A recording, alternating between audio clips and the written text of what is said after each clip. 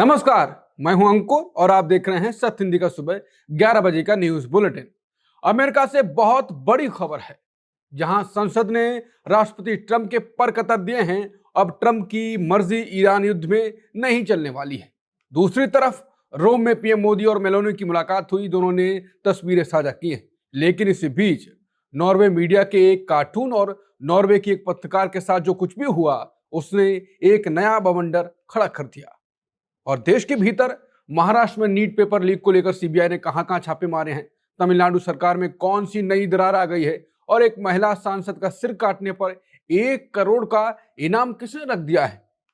Bulletin में अंतर्राष्ट्रीय हलचल से लेकर देश की बड़ी और जरूरी खबरें जानेंगे, लेकिन पहले जान लेते हैं बुलेटिन की 5 बड़ी खबरें। ईरान युद्ध पर ट्रंप को बड़ा झटका, अमेरिकी सीनेट में प्रस्ताव पास, छीनी पावर। ट्रंप बिना संसद की मंजूरी के ईरान पर हमला नहीं कर सकते, शक्तियों पर लगी लगाम। पीएम मोदी पहुंचे रोम, पीएम मेलोनी ने किया स्वागत, दोनों नेताओं ने साथ किया डिनर। मोदी के प्रेस कॉन्फ्रेंस ना करने पर अब बोले नॉर्वे पीएम, भारत की अपनी परंपराएं। पीएम मोदी से सवाल पूछने वाली नॉर्वे की पत्रकार का सोशल मीडिया अकाउंट हुआ बंद। अब शुरुआत करते हैं ट्रंप की शक्तियों को छीनने वाले प्रस्ताव के पास होने से। अमेरिका में राष्ट्रपति ट्रंप को अपनी ही पार्टी के सांसदों से बड़ा झटका लगा है। सीनेट ने ईरान के खिलाफ युद्ध रोकने की दिशा में एक बड़ा कदम उठाया। वॉर पावर्स एक्ट के तहत ट्रंप के अधिकारों को सीमित करने का प्रस्ताव पास हो गया, जिसका मकसद ईरान में राष्ट्रपति ट्रंप की युद्ध शक्तियों को सीमित करना है। सीनेट का यह कदम ट्रंप प्रशासन के लिए एक बड़ा झटका माना जा रहा है, क्योंकि अब राष्ट्रपति अपनी मर्जी से ईरान के खिलाफ युद्ध का ऐलान नहीं कर पाएंगे। हैरान करने वाली बात यह है कि ट्रंप की रिपब्लिकन पार्टी के 4 सांसदों ने ही उनके खिलाफ वोट दे दिया। उन्होंने विपक्षी डेमोक्रेट सांसदों का साथ देकर इस प्रस्ताव को 50 के मुकाबले 47 वोटों से पास करा दिया। इसमें राष्ट्रपति ट्रंप के लिए अपनी ही पार्टी में एक बहुत बड़ी बगावत माना जा रहा है। दरअसल ये ईरान युद्ध पिछले 81 दिनों से लगातार जारी है और रुकने का नाम नहीं ले रहा है। इस भयानक जंग में खाड़ी देशों के 10,000 से ज्यादा बेगुनाह लोग मारे जा चुके हैं। ट्रंप के खिलाफ प्रस्ताव को डेमोक्रेटिक पार्टी के सीनेटर टिम केन ने पेश किया था। इस प्रस्ताव का सीधा और साफ मतलब यह है कि मौजूदा अमेरिका के राष्ट्रपति ट्रंप बिना संसद की मंजूरी के ईरान पर हमला नहीं कर सकते। प्रस्ताव में साफ लिखा है कि जब तक कांग्रेस यानी कि अमेरिकी संसद की तरफ से आधिकारिक तौर पर युद्ध की घोषणा नहीं की जाती या सैन्य बल के इस्तेमाल की विशेष मंजूरी नहीं मिल जाती, तब तक राष्ट्रपति को अमेरिकी सेना को ईरान के खिलाफ किसी भी तरह की शत्रुता से दूर रखना होगा। यह कानून राष्ट्रपति की शक्तियों पर सीधा लगाम लगाता है। इस प्रस्ताव के पास होने के बाद डेमोक्रेटिक नेताओं में भारी उत्साह है। कैलिफोर्निया के डेमोक्रेट सीनेटर एडम शिफ ने सोशल मीडिया प्लेटफॉर्म एक्स पर लिखा कि सीनेट के डेमोक्रेट्स ने एक बार फिर इस असंवैधानिक युद्ध को खत्म करने के लिए वोटिंग कराई। उन्होंने रिपब्लिकन साथियों का धन्यवाद किया, जिन्होंने संवैधानिक जिम्मेदारी निभाते हुए इस प्रस्ताव का समर्थन किया। वहीं सीनेटर वर्नी सैंडर्स ने भी इस कदम का स्वागत करते हुए कहा कि अमेरिकी जनता अंतहीन युद्धों पर अरबों डॉलर खर्च नहीं करना चाहती। उन्होंने कहा कि जनता चाहती है कि हम देश के बड़े संकटों को सुलझाएं और इस असंवैधानिक युद्ध को तुरंत खत्म करें। पीएम मोदी अपनी 5 देशों की यात्रा के आखिरी पड़ाव पर रोम पहुंचे हैं। वहां इटली के प्रधानमंत्री जॉर्जिया मेलोनी ने उनका बेहद गर्मजोशी से स्वागत किया।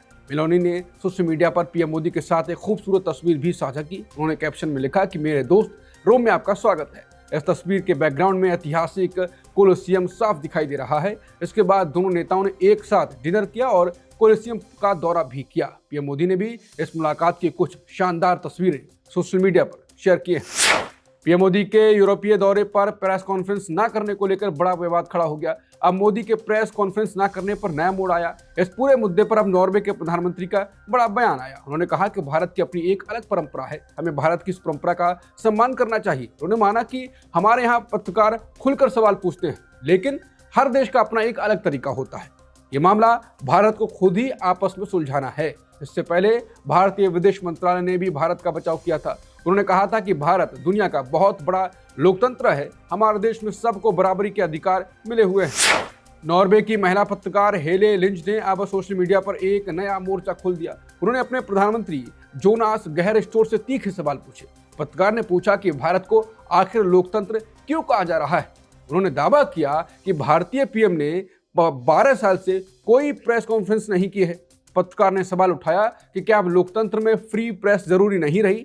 इस पर नॉर्वे की पीएम ने भारत का खुलकर बचाव किया। उन्होंने कहा कि भारत में बाकायदा चुनाव कराए जाते हैं। उन्होंने माना कि दोनों देशों की प्रेस संस्कृति में थोड़ा अंतर है।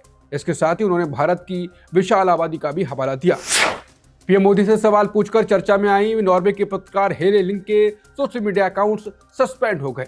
हेले ने खुद एक्स पर पोस्ट करके ये बड़ा दावा किया। उन्होंने बताया कि उनके इंस्टाग्राम और फेसबुक अकाउंट को ब्लॉक कर दिया गया है। पत्रकार ने कहा कि प्रेस की आज़ादी के लिए ये बहुत छोटी सी कीमत है। दरअसल पीएम मोदी के नॉर्वे दौरे पर उन्होंने मीडिया से बातचीत के दौरान एक तीखा सवाल पूछा। उन्होंने पूछा था कि आप दुनिया की सबसे आज़ाद प्रेस से सवाल क्यों नहीं लेते हैं। इस घटना का वीडियो सोशल मीडिया पर बड़ी तेजी से वायरल हो गया। इसके बाद भारतीय सोशल मीडिया यूजर्स ने उन्हें जमकर ट्रोल करना शुरू कर दिया, खासकर दक्षिणपंथी गुट ने। कुछ लोगों ने तो उन्हें विदेशी जासूस तक बता दिया। भारी ट्रोलिंग के बीच अब उनके दोनों बड़े सोशल मीडिया अकाउंट्स बंद हो गए। नॉर्वे के एक प्रमुख अखबार द्वारा प्रधानमंत्री मोदी को सपेरे के रूप में दिखाने वाली विवादित कार्टून पर सोशल मीडिया पर भारी बवाल मच गया और लोग इसे भारत के खिलाफ पश्चिमी मीडिया की नस्लभेदी सोच बता रहे हैं।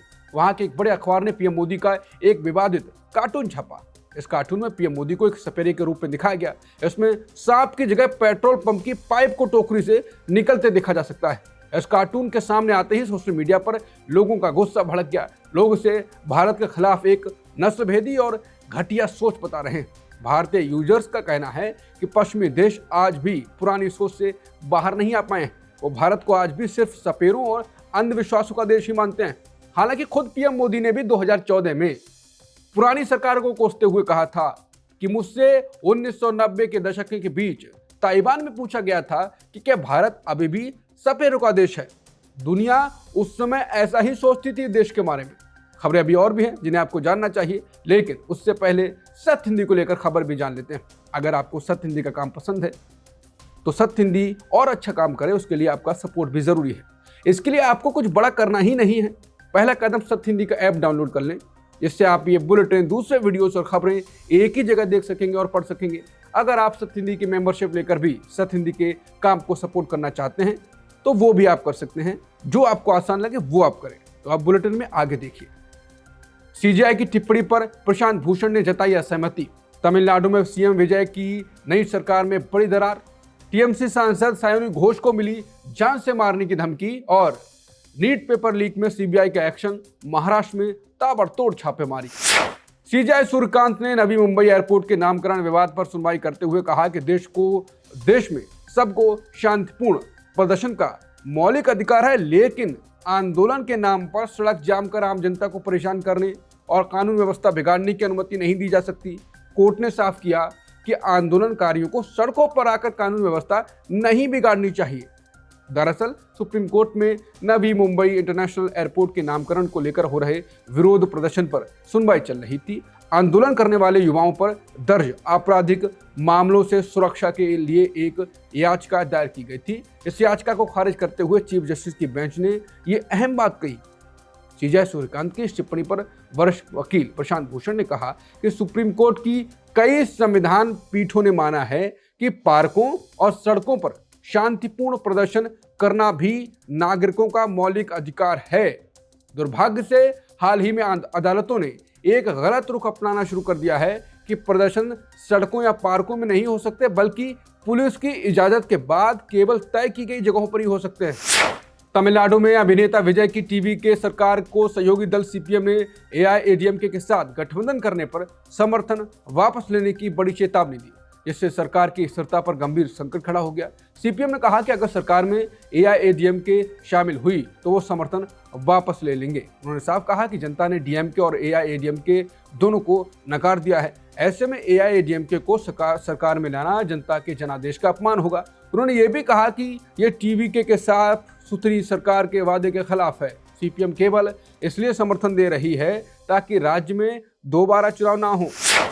तृणमूल कांग्रेस के सांसद सायोनी घोष को सोशल मीडिया पर जान से मारने की खुली धमकी मिली। उत्तर प्रदेश के बुलंदशहर के एक बीजेपी नेता का वीडियो तेजी से वायरल हो रहा है। इस वीडियो में कथित तौर पर सायोनी घोष का सिर काटने वाले को 1 करोड़ रुपए इनाम देने का ऐलान किया गया। ये घोषणा सिकंदराबाद नगर पालिका के चेयरमैन प्रदीप दीक्षित द्वारा की गई बताई जा रही है।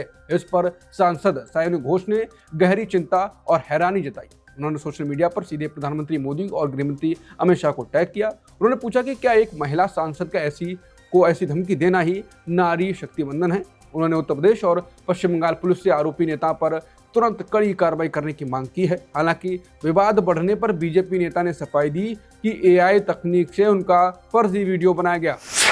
नीट पेपर लीक मामले में सीबीआई ने महाराष्ट्र में बहुत बड़ी छापेमारी की है। एजेंसी ने नागपुर और चंद्रपुर में 3 छात्रों के घरों की तलाशी ली। दिल्ली से आई सीबीआई टीम ने स्थानीय पुलिस के साथ मिलकर यह कार्रवाई की। इस दौरान घरों से कई अहम दस्तावेज और कुछ नोट्स जब्त किए गए। अधिकारियों को शक है कि करीब 1000 छात्रों ने लीक पेपर खरीदा था। इसी सिलसिले में लातूर से एक बड़े कोचिंग सेंटर के डायरेक्टर को पकड़ा गया है। गिरफ्तार प्रोफेसर का नाम शिवराज मोटेगांवकर है और उनसे लगातार पूछताछ की जा रही है। जांच टीम अब जब्त किए गए नोट्स का मिलान लीक पेपर से कर रही है। सीबीआई ये भी पता लगा रही है कि क्या इन छात्रों ने पेपर आगे बेचा था। हालांकि सूत्रों का कहना है कि नागपुर इस पूरे घोटाले का मुख्य केंद्र नहीं है। चीन की राजधानी बीजिंग में रूसी राष्ट्रपति व्लादिमीर पुतिन और शी जिनपिंग के बीच बेहद महत्वपूर्ण बैठक शुरू हो गई। बीजिंग पहुंचने पर चीनी राष्ट्रपति शी जिनपिंग ने पुतिन का बहुत गर्मजोशी से स्वागत किया। दोनों बड़े नेताओं ने great hall of the people के बाहर हाथ मिलाया और मुस्कुराकर एक दूसरे का अभिवादन किया। इसके बाद वो दोनों रेड कारपेट पर आगे बढ़े और वहां मौजूद मिलिट्री बैंड ने दोनों देशों का राष्ट्रगान बजाया। बैठक के दौरान दोनों नेता यूक्रेन और मिडिल ईस्ट के हालातों पर अपनी बात रखेंगे। माना जा रहा है कि जिनपिंग पिछले हफ्ते अमेरिकी राष्ट्रपति ट्रंप के साथ हुई बातचीत की जानकारी भी पुतिन को देंगे। सुबह 11 बजे के बुलेटिन में इतना ही। बाकी खबरों के लिए बने रहिए सत्य हिंदी के साथ। दोपहर 2 बजे मिलते हैं नए बुलेटिन के साथ। नमस्कार।